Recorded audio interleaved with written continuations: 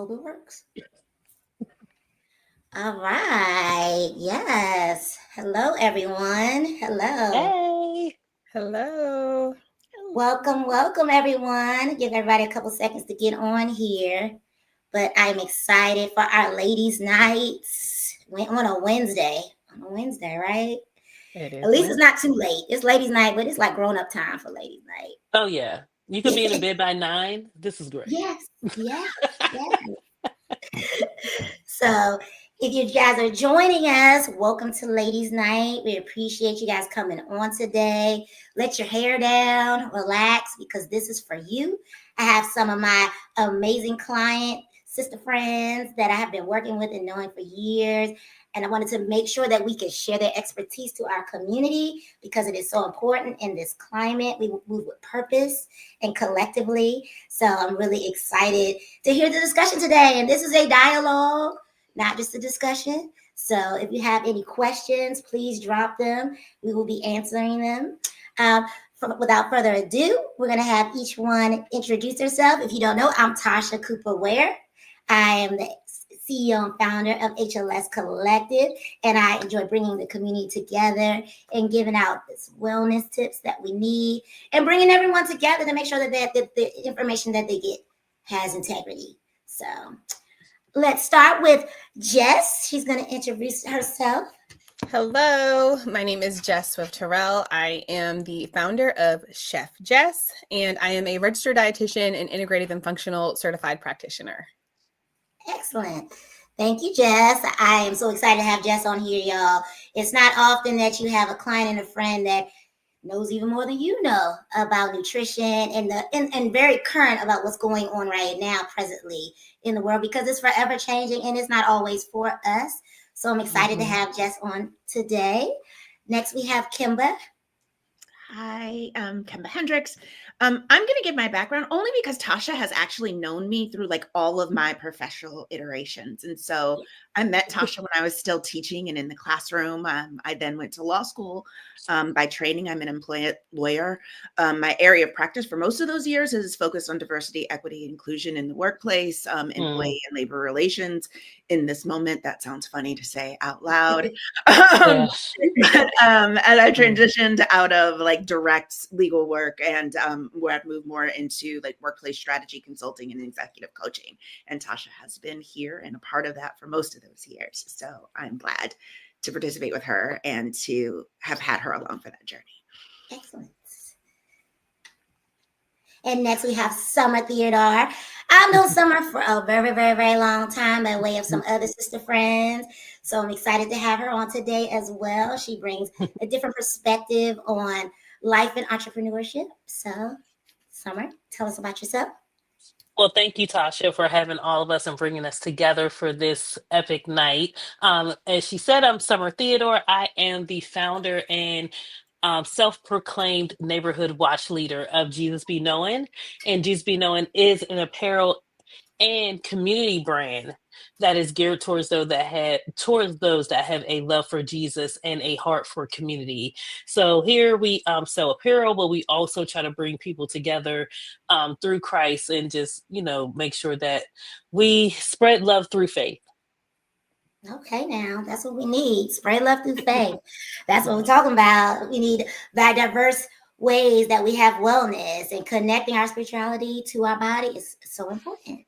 So today, you guys, the number one question I get, people always ask me, new clients, old clients, it's the GLP-1s, better known as Wegovy, better known as Manjaro, Give me all of them. Ozempic, you name it, and they're coming up with it. So I'm so excited to have Jess today talking about it from a dietitian and nutrition standpoint and kind of giving the real answers.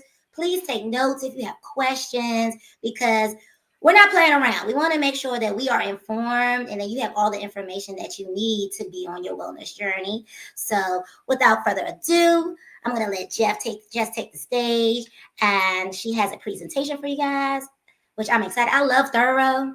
I love thorough. Yeah, it's short though. So, because I know this is more of a conversational format, but I thought there were some things that people kind of need to see in black and white. Yes. And even some of the alternate medications. I'm excited to share some of those for those who don't have access to GLP-1s if they were thinking about it, if they were, if it was recommended to them. So just going over a few things. Okay, excellent. All right, so we're just going to talk a little bit about GLP-1s and what they do. GLP-1s are they are designed to mimic your natural gut hormones. There are cells inside of your intestines called the enteroendocrine cells, and these are found in your colon, in your small intestines, and it responds to when you eat things like carbohydrates and other foods.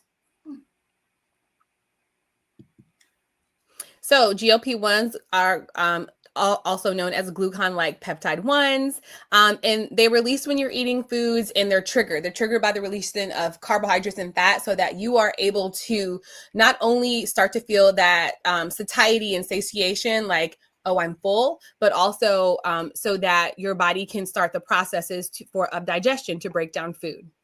And we're going to talk a little bit about why they came to be and how it was found that they were a positive influence on weight management. All right, so things that GLP-1s do, okay? They help control the blood sugar, and they were originally invented for those with diabetes. They also slow your digestion. So for those of you who think about eating really fast, if you are on something like a GLP-1, it almost inhibits that because you are not able to digest food at the same rate as you would without the intervention of adding additional GLP-1s into your system.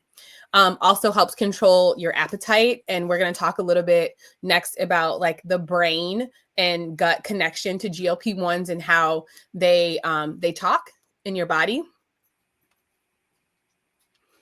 All right, and let me know if I'm moving too fast. I know we want to get to the conversation, so I'm just, kind of trucking along a little bit. Okay, good. Yes, and if anyone has any questions, okay, thanks. All right, so GLP-1s directly communicate to your brain in terms of your hypothalamus. The hypothalamus is the part of your brain that tells you if you're hungry or full. We have a couple of different hormones that work on that. So GLP-1s talk to the hypothalamus and let them know if you have had enough to eat. We have a hormone in our body called leptin, and naturally that is the hormone that would signal to the brain to say, hey, I've had enough to eat. I don't need any more. But then we also have another hormone that's triggered by the stomach, the emptying of your gastric stomach, called ghrelin. And this tells your hypothalamus if you are hungry, you need to eat. So the GLP-1s help to work on that signaling pathway to tell your body that you're full a lot longer than you might have normally been if you were just relying on your own natural leptin and ghrelin hormones. And that can also, affect weight, because if you feel satiety, that's that time that you are kind of like held over. So you eat, you have satiation, your body has food, and then you move over to satiety, which is that holdover after you eat for a couple of hours while your body is digesting that food and saying that you don't need to eat anything else. And then you start all over with the hunger cycle once you get hungry and your body sends that ghrelin messaging to the brain. So is that why a lot of my clients feel like it's working for them to lose weight, because they're not hungry? They don't feel that normal hunger cycle. Right. So some people, when I talk to people on GLP-1s, sometimes it's kind of a love-hate relationship. I personally am a foodie, so it would be really hard for me to be on a GLP-1. And it was crazy. I read this article out of San Francisco, and they were talking about the Michelin star restaurants that were going out of business because people weren't sitting down like that to have these, 5 and 7 course meals. They just wanted a little bit of food. So a lot of the restaurants were having trouble keeping their normal clientele. And that is something, if you have this love relationship with food, it might be a little bit difficult for you to be on a GLP-1. So you have to make sure, it's right for you in terms of the benefits outweighing the risk.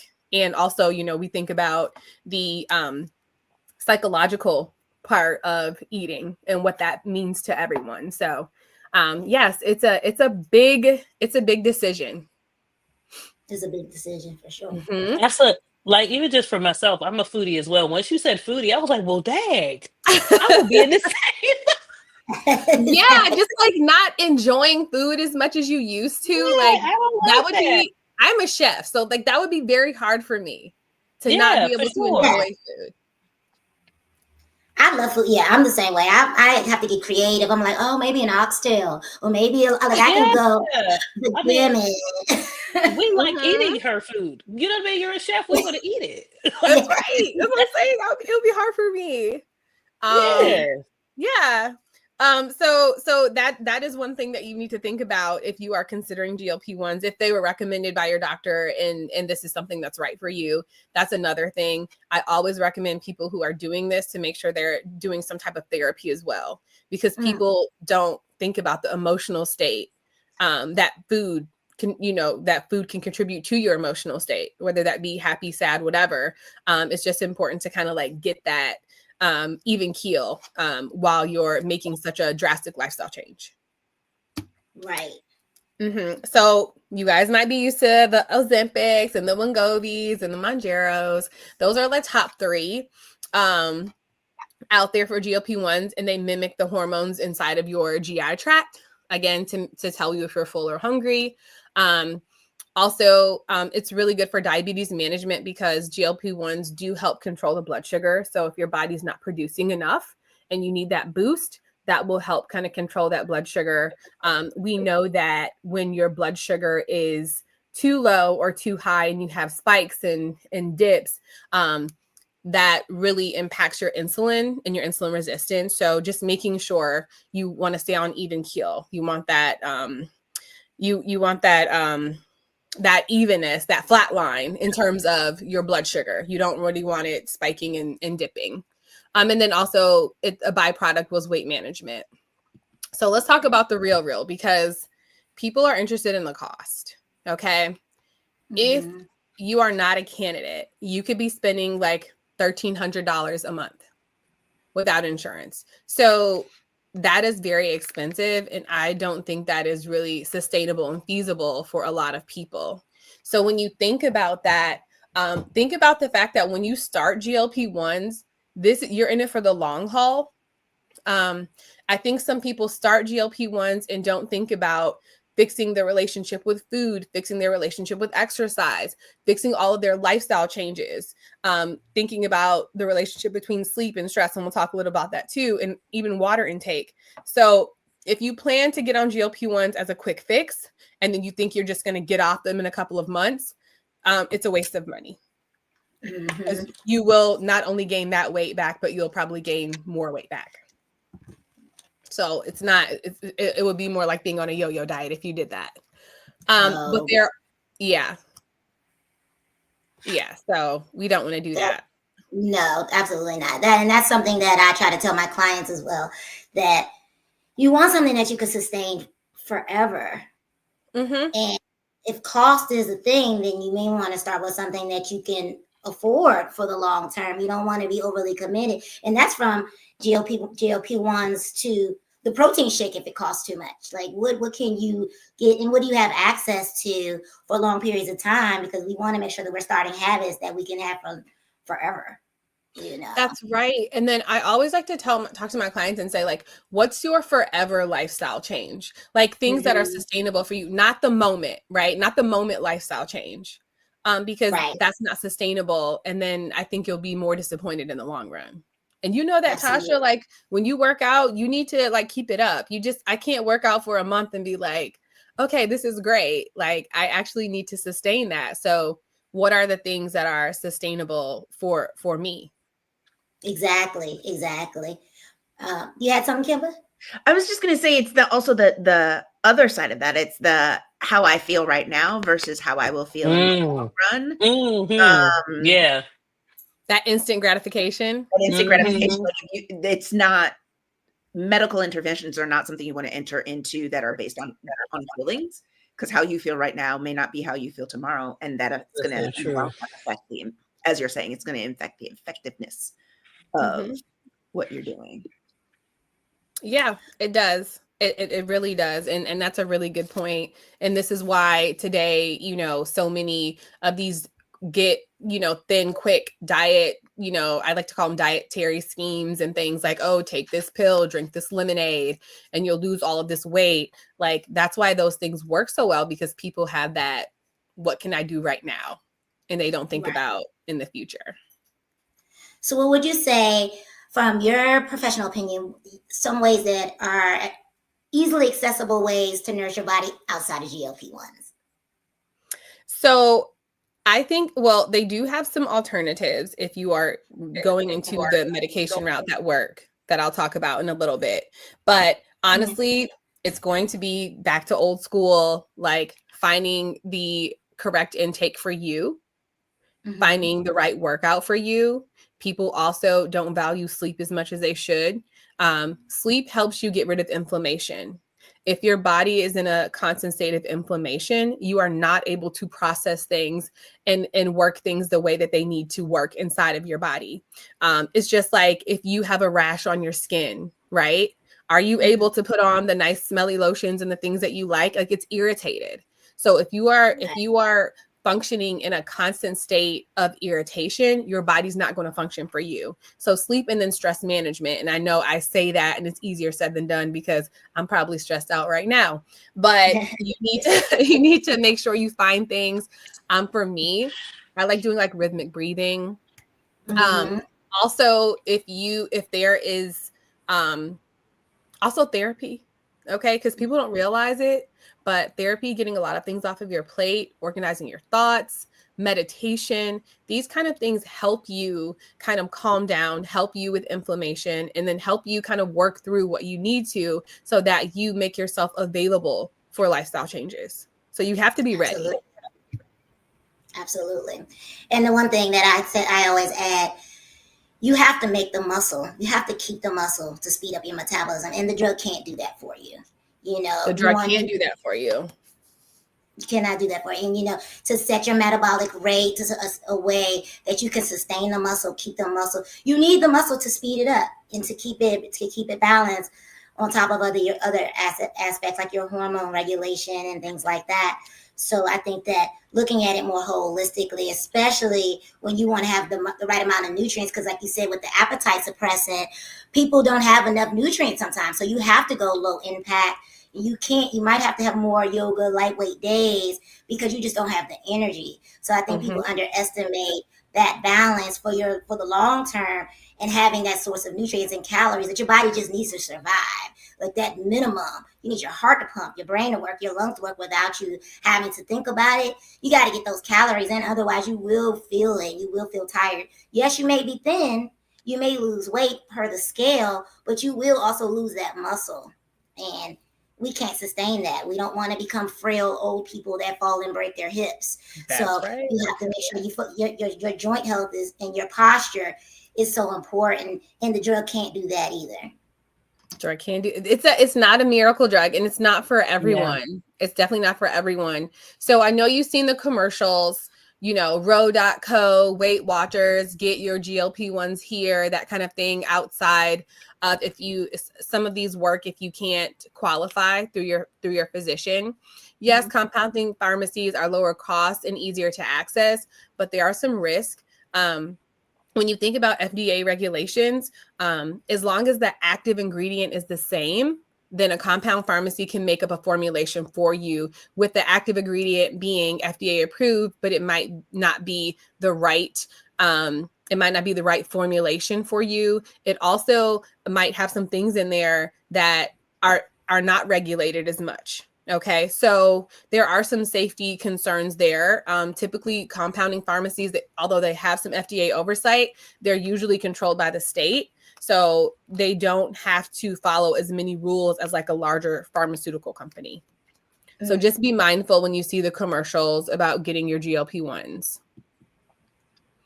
The other thing, and I'm just going to go over this kind of briefly because we talked about it, just sleep quality. Remember, poor sleep can reduce your GLP-1 levels. You need that sleep to help regenerate these hormones. And sorry if you heard that, that was my dog.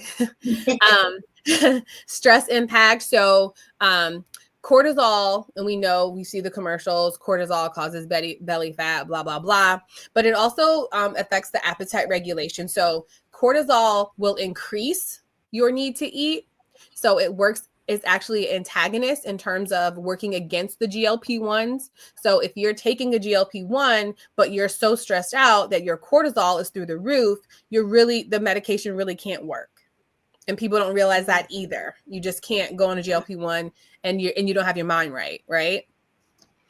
And then just making sure that you are thinking about other things like prebiotics and probiotics to make sure that you're feeding that gut, right? So you have to make sure that you have a healthy gut so that the hormone can work right. And we know those prebiotics are the things that feed our bacteria in the gut, and the probiotics are the things that you need, like yogurts, sauerkrauts, things like that.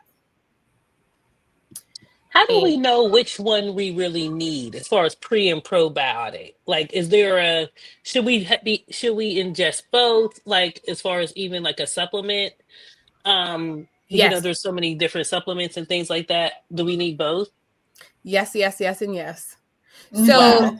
Okay. Prebiotics are not feeding you directly. They're feeding your gut. In our gut, we have our I like to call it our little ecosystem, right? It has good bacteria, bad bacteria. All of these need to work in harmony in order for your gut to function correctly and for you to feel better. So think about it. Just like the way that you eat, you need to feed your gut too. Your gut needs to eat. So eating things like prebiotics are those things that help feed the gut. So like high fibrous foods, nuts and seeds, things like that, because they actually are not stopped by digestion in your stomach. They can't be broken down by stomach acid. So things like that will feed it. But then on the other side, you need probiotics. These are things that also help keep your gut healthy, but more so help you fight against things like yeast infections and things like that. So that would be the yogurts of the world. I always recommend making sure you get like a plain yogurt and putting berries in it instead of getting the flavored kind, the sauerkraut and cheese, things like that. Those things really help you. Okay. Okay, that's good to know. Thank you. You're welcome. All right, so just really quickly talking about like some of the nutrient deficiencies, and Tasha, you touched on this. If you don't have a healthy gut, GLP-1s are going to have a hard time, but they also, because you're eating less food, you also have issues with different types of nutrient deficiencies, especially like iron. We talk about B12. B12 is very important for protein digestion. You have something in your stomach called the intrinsic factor. So if that's not working right, you're probably not bringing in enough B12. Calcium, and Tasha, you just talked about this. You don't want to slip and fall. Okay, you don't want to develop osteoporosis from having lack of calcium. So just some things to think about, all of your fat soluble vitamins, because GLP-1s will attack that. So it's going to be, it may be necessary for you to take supplementation. And some people who are on these for the long haul end up taking supplementation forever with them, as long as they're on them, just as if they were a bariatric patient who had like part of their intestine or colon or stomach removed. Wow. Yeah, I mean, this is not light. Like, I know the Ro.co commercials make it seem so fun, but like, there are some things you need to think about. But I sing the melodies of all of those commercials in my head because they are so catchy. Like, because Ozempic was like the Ozempic commercial was a song that used to be on the radio all the time. Yes. Right. But I sing that in my head, and I never would think, oh, I'm taking Ozempic. What I need to do is have a prebiotic, a probiotic, and a vitamin regimen to go along with it. Like that's not in the that's not on the commercial. It's not in the fine print either. And the other thing that people don't realize is a lot of people who get on these GLP-1s, they have bad GI side effects. Like people are on them have like very bad diarrhea, constipation, things like that. So those are things that you need to also think about. Like, yes, I'm losing some weight, but are you willing to, you know, be on the toilet all day because you really can't get up and go anywhere? But you know, you look good though, right? But I mean, no one can see it. So it's a love-hate relationship. And like I said, it's something not to take lightly. And Tasha, this is my last slide, and then I'm going to get out of here because I just wanted to talk a little bit about like alternatives that they have. You may have heard of some of these, like Contrave, Qsymia, and also this Orlistat, which Orlistat, has anyone ever heard of like Ally? You can get it at Walgreens. It basically will kind of stick to the fat when you eat it, and then you'll have like really kind of like watery fat stools. That's an FDA approved thing, and it doesn't work as fast as like a GLP-1, but it's something that people can take into consideration. I talked about therapy, CBT, like cognitive behavior therapy, which is very important, and also seeing a dietitian, working your way through your own personal MNT, medical nutrition therapy. Nutrition is highly personalized, so it's not a one size fits all. So when you scroll and you see all, you know, the TikToks and the ads, oh, lose weight quick, this, that, and the other, that's probably not for you. Right. So just making sure you also, you know, talk to people like Tasha for those lifestyle changes, making sure that you are exercising enough, talking about sleep, stress management, and of course, intake. Intake. And of course, intake. Yes. Oh, and I can kind of leave this if people want to write that, like the Orlistats, the Contrave, and that kind of thing. But yeah, so that is it for me. Yes. Thank you. If anyone has any questions, please let me know. But yeah, this was really fun. So I'm looking forward to hearing the other ladies. Yes. Well, thank you so much. That was so informative. I definitely learned more than I knew. I definitely didn't know half of the things that you taught us today. So I appreciate the visuals as well, because I am a visual learner. So I think that was very helpful. And if anyone has any other questions, please drop them in the chat for Jess, and we will come back to those. And now we'll be asking some other questions to our other panelists that we're excited to hear from. So we're going to start with Kimba. And Kimba, I met Kimba, you guys, decades ago, a long time ago. We worked on Capitol Hill when I was a baby trainer, when I just started out, and we had to do some finagling to make sure she can afford my services because we both had our own bills to pay. I had to get a job to be able to afford to see her. Yes, that's real love. Yes. Support your friends in real life. Okay. And then years later, she found me on Facebook, ironically, and she said she needed a trainer. And since then, she's had her own personal journey, which I'll let her speak on a little bit. But it's been a very enlightening experience for me because of the age range, and it's the audience that I prefer to serve. And it was very, I'm excited that she has been able to accomplish her goals at plus some.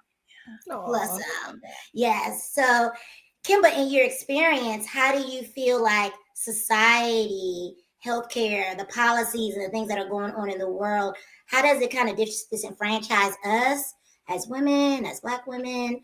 And so easily, like I've done several different things, and like really thinking about it, like I said, you use the word ecosystem before. Like if we're thinking about our society and the places we live, the places we work, and the places we frequent, none of those were designed for any of the people who I'm looking at on this screen. And I think you have to begin there, because if you don't begin with like the workplace, our schools, all of those things were designed for a certain group of people to do a certain things when you're in that space. And when you feel, I'm going to say dis-ease, and you feel dis-ease, and that then manifests itself in your body, that's your body telling you what you knew already. Like it wasn't designed for you, but then we're in that system, and then people tell us that we're crazy. Well, no, you just need to work harder. Well, did you have enough degrees? Honestly, you know what? I'm a person who has 3 degrees. There are many, many letters after my name. And no matter where I go, when I walk into a room, people still assume that none of that is true. They're surprised. Oh my gosh, you're so articulate. It is insulting for somebody to walk into a room and tell me I'm articulate. Why do you have to tell me that? Right. In the words of my husband, be surprised that I'm not articulate. The reverse. Right. Like, that part. Like, you shouldn't be surprised that somebody can string together a couple of sentences in the English language. I went to school for and I cuss a lot. So same. Forgive me. No, it's open. I have too many fucking degrees for you to be able to tell me what you think I do and do not know. So I think we have to start with the places that these systems were designed for us. Mm-hmm. And the reason that I've remained gainfully employed and working in all of those different systems is because the system doesn't work for people. And then we have to fine tune it to make them, we have to square off those circles for these people we're trying to plug into holes. And so that's really what's happening. And so when you're having workplace conflict, or when you're engaging with people, it really is that workplace was not designed for you. And I think it completely, I know for me, and in this journey, especially with Tasha, and like as I've been thinking through and shifting jobs and morphing and shifting life, going from single 20-something who had an extra job because she wanted to be cute in her clothes to go to the club on the weekend, to I now need a trainer because I have this human that I brought into the world, and I want to make sure that I am still alive when that child, if they choose to have their own kids. And like, it really come down to, and I'm going to speak, Tasha knows this. Like, it came down to, I was getting an award for something and I was embarrassed to go to this award because I had gotten so big, and we were still in that pandemic phase where like, here is a place in my life where as a professional, I'm getting all these accolades, and I felt like trash because we're dealing with imbalancing that imbalance for a system that was not designed. Yeah. So like really going through that cycle of taking back my health and acknowledging that dis-ease that was manifesting itself in my body. And we can talk about all of the things that happen because like you work in the systems that were designed for you. I have a lot of those medical conditions that came along with it. And it was really working on for myself, not because I wanted to look cute, not because I wanted to fit into what society told me. It was like, what is it that I need to do so that I can maintain my health? I can maintain my mental health. I can maintain my spiritual health. And then I can continue to work in these systems and help other people navigate those systems, because that is my job. It's to help other people figure out how to make these things work. If you have whatever the widget is that you make, you have to create a team of people to make that widget, those widgets with you. And teamwork is not something as a parent we really teach. Our schools don't teach people how, like they give you group projects, but whatever happens is the smartest kid takes over. Yeah, that's right. And you know that because I taught school. The loudest kid takes over. There's a reason that we continue to put boys and girls, is because in the early years, boys need girls to make them sit down and pay attention. And I really dead ass mean that. Like, that's why we still have we have co-gendered rooms, is because there's some systems in our dynamics where when we put certain people together, the synergy of the difference in the way that they do things has positive effects on all of them. And so like I started with the systems weren't designed for us. They were designed to work for a certain group of people in a certain way. But then you back out and you zoom back out, and it's like people are created differently. We have spiritual differences, we have holistic differences, we have health differences, and those affect the way that we think. Exactly. And if you're making a product, you want to sell that product to the most people. And so building a team that really has neurodivergent people, that has people from different cultural backgrounds, that has people that speak different languages, that has people that have different physical capabilities, and creating a team of people who can help you lead and create whatever your widget is, whether it's a real widget, whether it's a podcast, whether it's I was going to say PDF slides, but that's not it. It's like it's PowerPoint slides. Whatever your widget is, there are different people that you're going to have an end user that needs to do that. So you need to be able to think and see things from different perspectives. And we don't have a society that teaches seeing yourself and seeing things from the eyes of other people. So we need to make sure that we're bringing people in and bringing them together to think about that way. And then how does that affect their health? So I said dis-ease.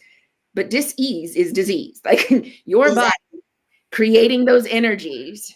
That's a good one.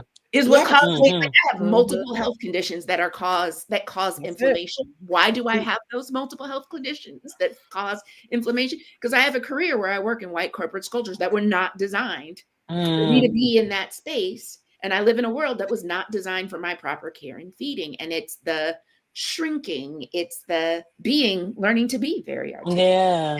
I wear my hair natural, but it's cut in an appropriate way. So you're okay with it. like it's all of those different ways that we morph ourselves. Mhm. That as Black women and women especially that train us we work ourselves into a space where we've got to think about our health. So like when you're connecting all of those things, you have to look at, I always start with like the design of the system.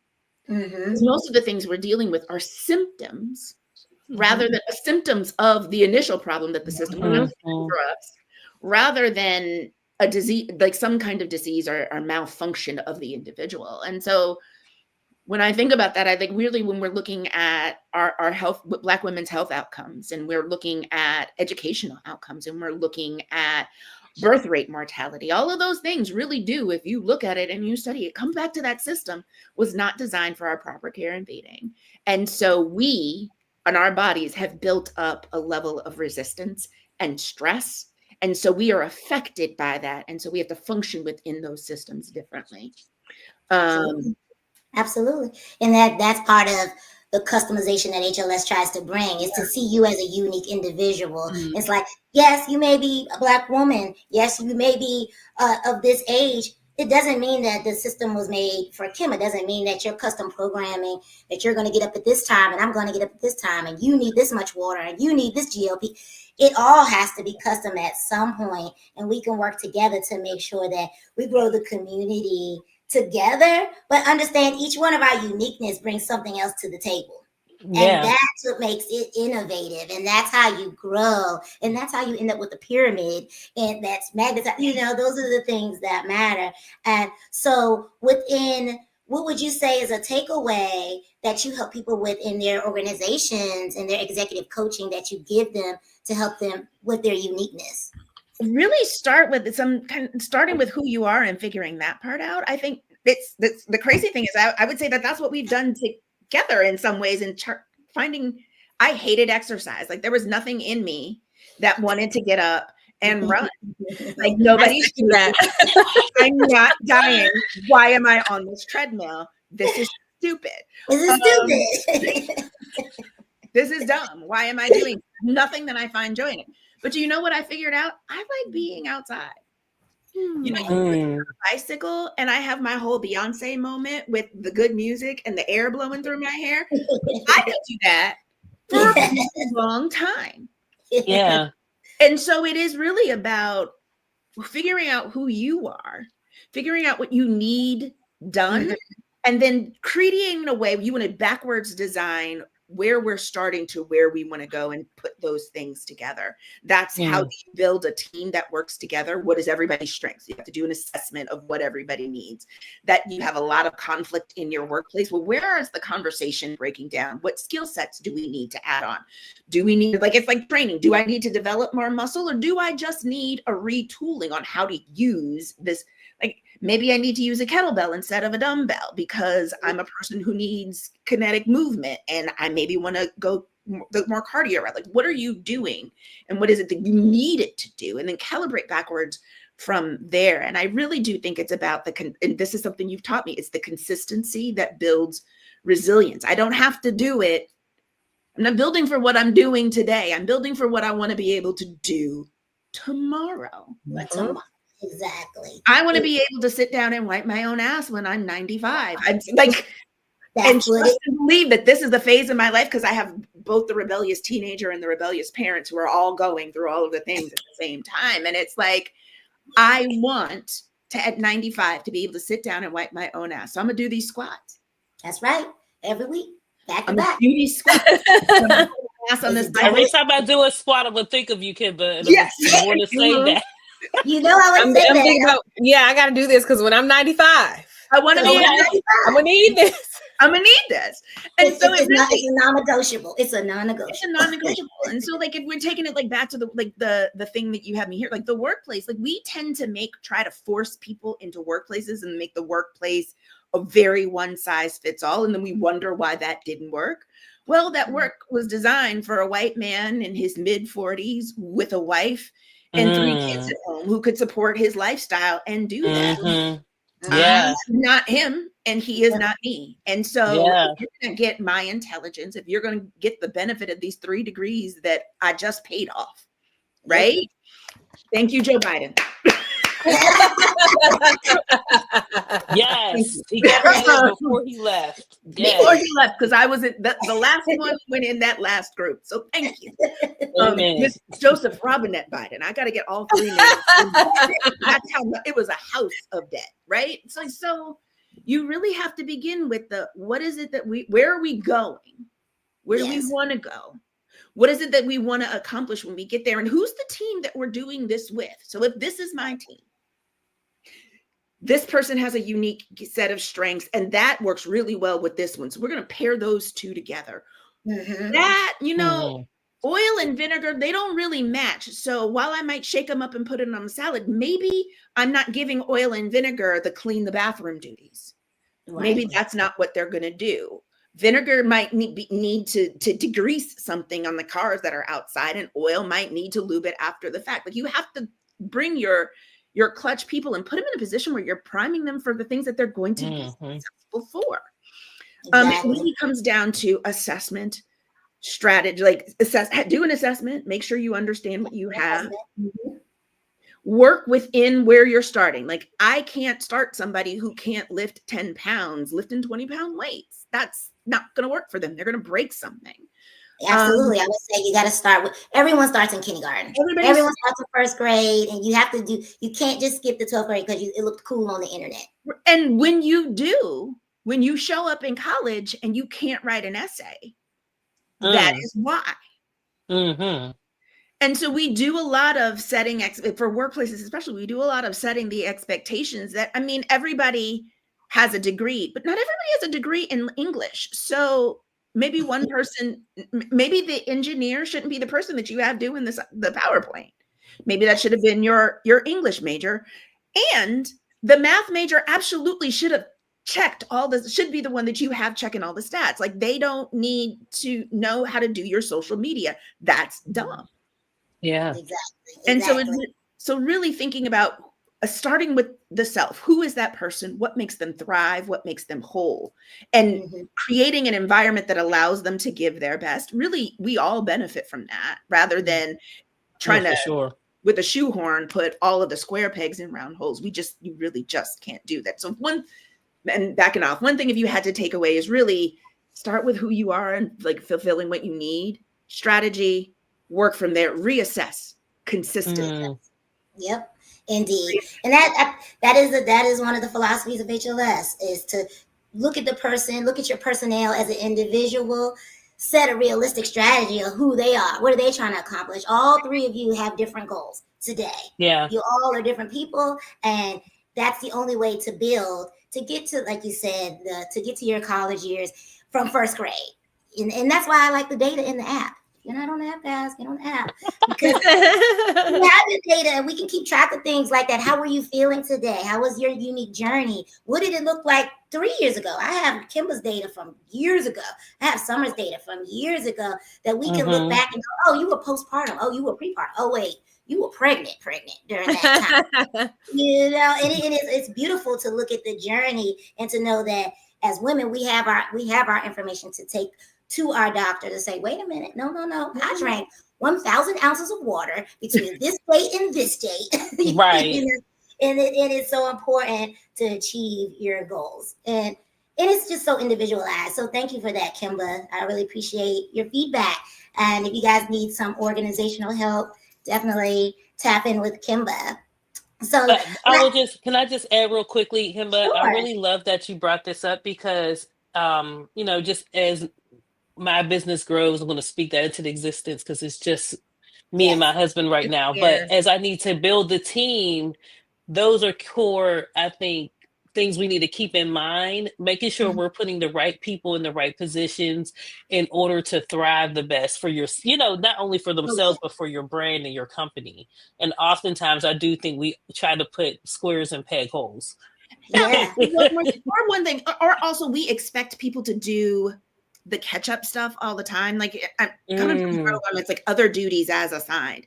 Yes, we all have other duties as assigned, but if like I'll go back. If your math major is assigned to do your Instagram feed and hates it, you know what he's not gonna also do? He's not going to do that math that you need him to do. Right. He's not going to do where you need him to really be shining. Yeah, I don't know about the quality of Instagram posts that would be coming from the math major. It might be brilliant because he may be, you know, like math majors. If you think I go back to my space in education, he's likely kind of neurospicy and has some kind of divergent thinking and doesn't like people, and so he doesn't want to talk too well. So his also going to on that thing is going to be insulting in your reel because he doesn't really care about what people think. So it's going to be a visually stimulating ad. It just might not. The comments like talking back and forth might not be what you need them to be. Exactly. He's gonna do something. It just may not do what you needed to do. and then they look. I posted like that's what you asked me to do. We're gonna check those boxes, but not necessarily the way you want. I got it done. Got it. Yep. So yeah, and I've seen that. I've had clients that are like, "Well, I meditated. I did what you said." And I'm like, but I also wanted you to squat the same day you meditated. I wanted you to do and relax. So, Summer, what role does spiritual wellness bring to your self-care, and how do you use that within your business, in your life? Spiritual wellness to me literally is the thread to me between all of these things. My daughter is coming up the stairs, and I'm like, you're supposed to be in the basement. So I know, I'm like, where are you trying to go? So with spiritual wellness, I know everyone may have different belief systems. So coming from a holistic approach, just to be clear, I am a Christian. I believe in Jesus, but I totally respect everyone else's spiritual beliefs and practices. And I do believe you need to have some type of spiritual belief in a spiritual practice. And I know oftentimes is the example of how what we're living through currently, if that is not a testament to us needing some type of spiritual like grounding every day. Every day. Okay. Candles lit. Because, I mean, you'll often wake up and probably just say in the middle of the day at 2:13 p.m., depending on what came down your timeline, Lord, why? Oh my gosh, I can't believe this is going on. And I know a lot of people have asked me, because, owning a faith-inspired brand could be very, it will challenge you in your faith. Oh, you say that, but then why will God let certain things happen? And people have to remember there is free will that he gifted to us. And sometimes we don't always use it in the best ways. But when it comes to a spiritual wellness, if you don't have some type of spiritual practice that you do every day, I really would like to challenge everyone starting tomorrow. I don't like to start on Monday or Sunday because we don't know if we're going to get there. We're praying that we do, but we get there tomorrow. We can start tomorrow. Tomorrow's a brand new day. There's no need to waste 72 hours waiting on Sunday or Monday. We need to do it tomorrow. And I would like for everyone to come up, even eventually get to a 3-step like program for yourself. But if you could start one step at a time, like for instance, in the morning, the first thing I do is I come downstairs, I cut the lights on, and I turn on our we have a Christian playlist that I play every morning for the kids while they're getting dressed. And so they could hear it throughout the house. They're upstairs getting ready with my husband for school. I'm making lunches, but they hear that, music in the background. And I know they're only 5 and 3 right now, but I know in the future, they'll say, oh, I'll remember that my mom, played this. And I just feel like it sets the tone. We don't turn on any TVs. I try my best. I don't always do it well, not go on social media until they leave, but I'm not going to say that I'm actually great at that. But, I feel like if you really put some boundaries in place too, that can help. For instance, if you say to yourself, I'm going to give myself, if you want to start with 15 minutes in the morning, I'm going to give myself 15 minutes in the morning where I pray and just sit and be by myself and write out my to-do list without going on social media. And then if you could build that up to maybe 30 minutes and then maybe build it up to 45, however much time you may have in the morning.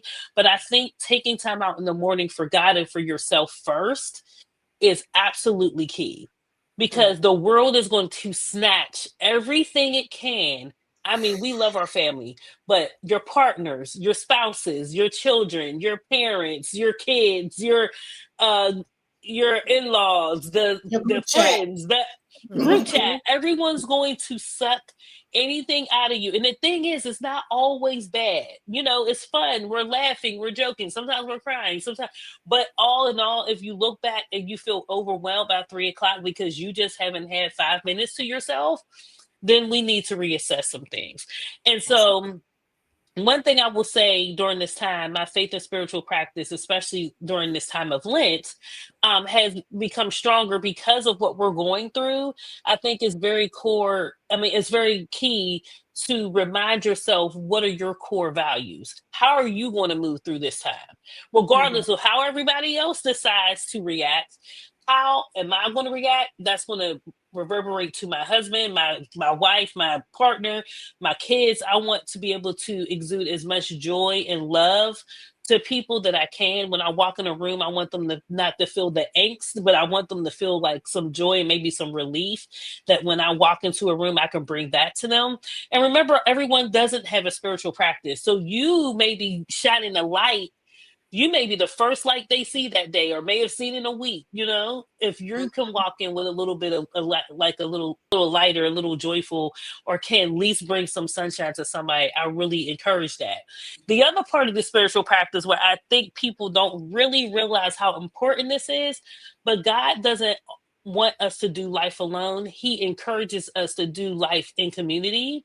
And I think that's one of the most important and key elements even to HLS, Tasha, because community is what is going to keep us from literally losing ourselves.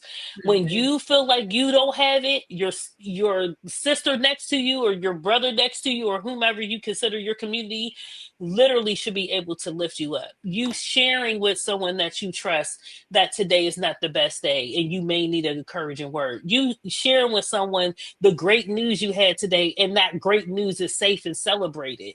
Those things are important.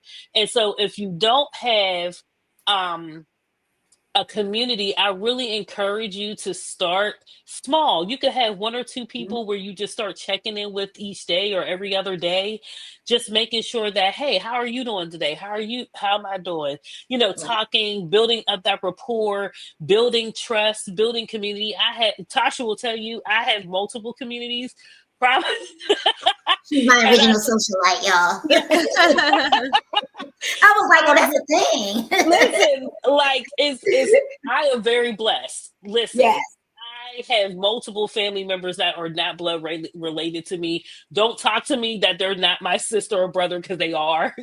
Because I believe that family is not also only cultivated through blood, but also through relationship. And so, I really do believe right now, this is the time where you dig deeper into yourself and you really dig deeper into your belief system and your community. This is what is going to keep us grounded and get us through this time. And again, we don't want to have to wait till there's a 5-alarm fire, okay? Exactly. In order to have these things in place. But since there is one right now, and if you don't have it, I want you to have it in place. My third thing is going to be therapy. Now, I know that's been talked about a little bit tonight. However, therapy is the other core ingredient to my faith and spiritual wellness, because it helps keep me centered. It works on my stuff.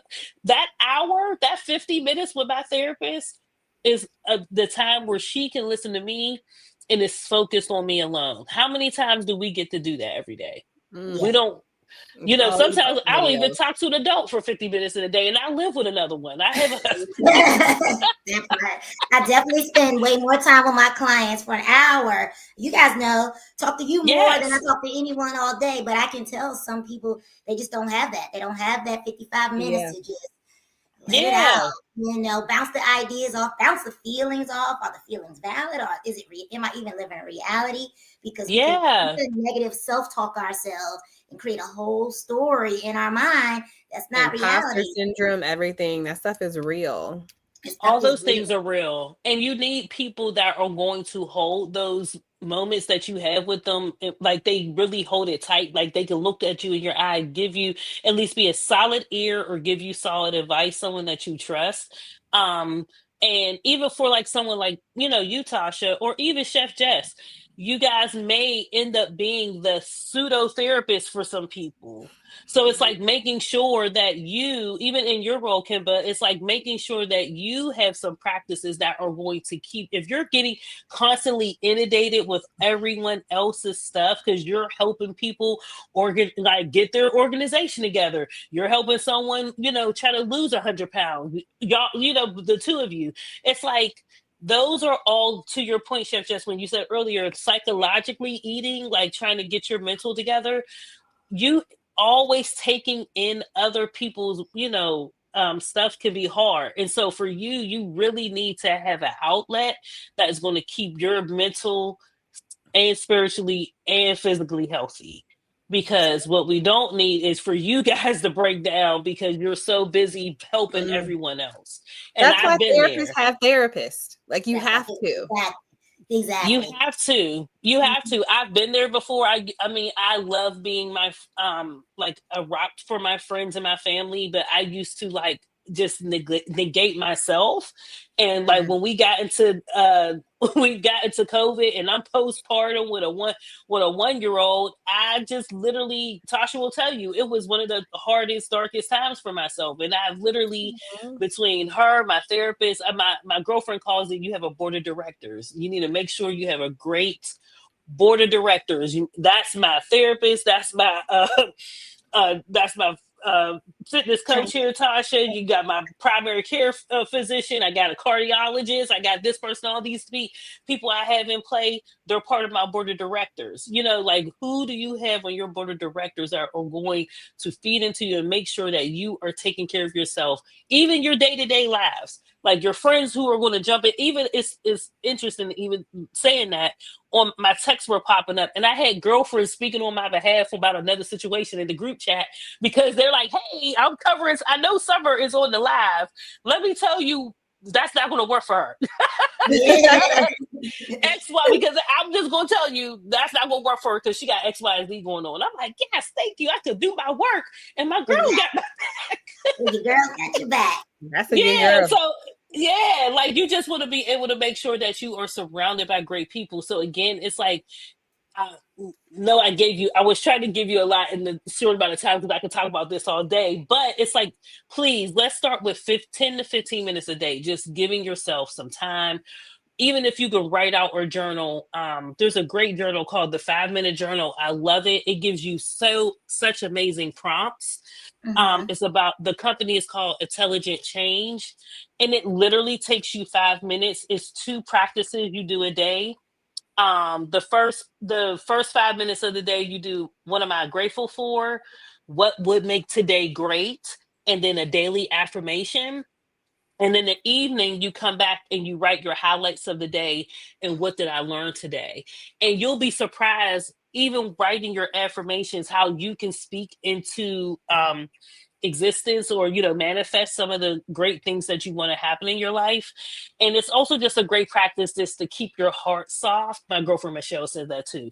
Sometimes just staying grateful keeps your heart soft because this world is so rigid and it's so, and you just you can really build up calluses around there, and you want to make sure that you can just keep your heart posture soft and just open to people and ideas and things. And we want to keep our creativity flowing still, and we want to be able to still make moves and great waves in this world.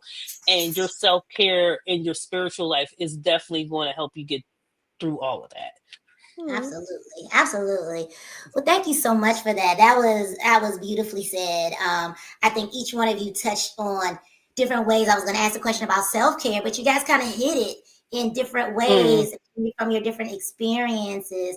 And I think one of my takeaways is the fact that joy, movement, and joy are all rooted in your spirituality and your connection to Mm-hmm. yourself and your mind and your body, and it can't be disconnected. And as in a community, Right. we can bring it all together.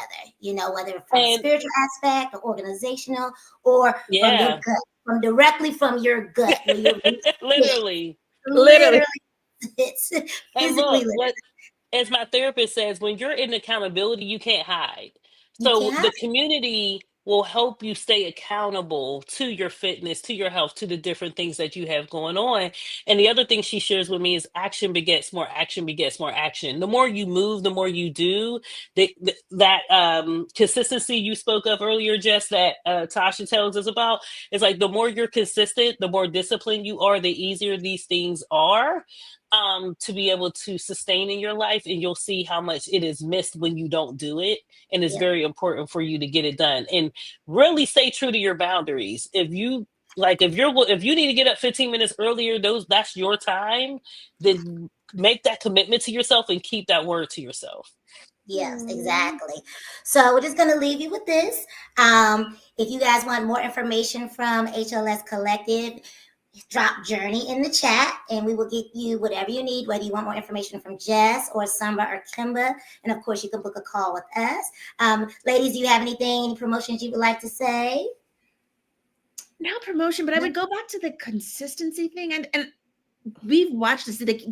I've watched myself change from a person who goes, I don't want to get up at 5 o'clock to I've not worked out this week and I'm gonna go do this 20 minutes on the bike, or I'm gonna go do this because otherwise I'm gonna cut somebody. And like it's the difference. Literally, like I can feel in my body when I have not used it or gotten the amount of movement that I need to be able to manage stress. Like my husband would be like, yeah, that'd probably be a good idea. I'm gonna take the kid and I'm gonna let you have your space. It's like it's really is learning that the consistency and that commitment to yourself and feeding yourself and it's giving important. Permission. It's very important. And other things. And Summer, I just want to say one thing. Thank you for mentoring the journal. I have a journal that's similar called the Gratitude Journal, and that's the first thing that I do when I wake up in the morning.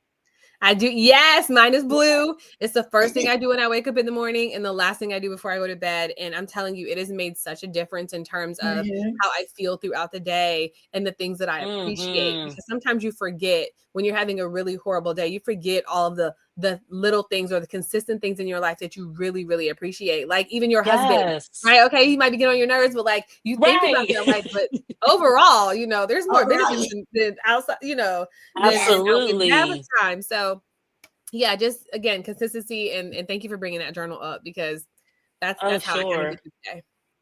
Yeah, because I think it makes me look for gratitude. You get what I mean? Now I'm looking to savor those moments where someone did something kind for me for no reason, or even you know, I think even today a young guy had held the door open for me and my son, and I'm like, oh man, his mama raised him right. Thank you.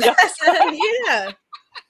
Yeah, you know, so it's just those little things that I think, like you said, we'll forget, and even appreciating our own people we live with every day, like our husbands, is like, you know, he may have gotten on my nerves today, but he did get those tires put on the car, and I'm very grateful for that. He did take that trash out. That was great. Exactly. You know, husband. Absolutely. We can all agree to that. The husbands are assets. Yeah. You know? Yes. Looking at them real like, oh, okay, you did that today, but I didn't have to touch the trash. So let me just go ahead. That's it for me. Yes. I knew he was the one girl when I didn't have to touch the trash. Okay. That's it. That's it. That's a check right there. Tires and trash. No, I'm just kidding. Yes, well, I appreciate you ladies so much and your expertise. And husband is that. Hello, Stephen. There's a husband here. What's up, brother? Yes, you are very much needed. You are appreciated, sir. You are appreciated. Yes. Team HLS and Jesus be knowing. So shout out to one of our strategists. Yes. Thank everybody who dropped in. Lakeisha, Mommy, Monica, thanks for commenting. And I look forward to more ladies' night conversations soon. Yes. See you guys later. Bye. Bye. Thanks, guys.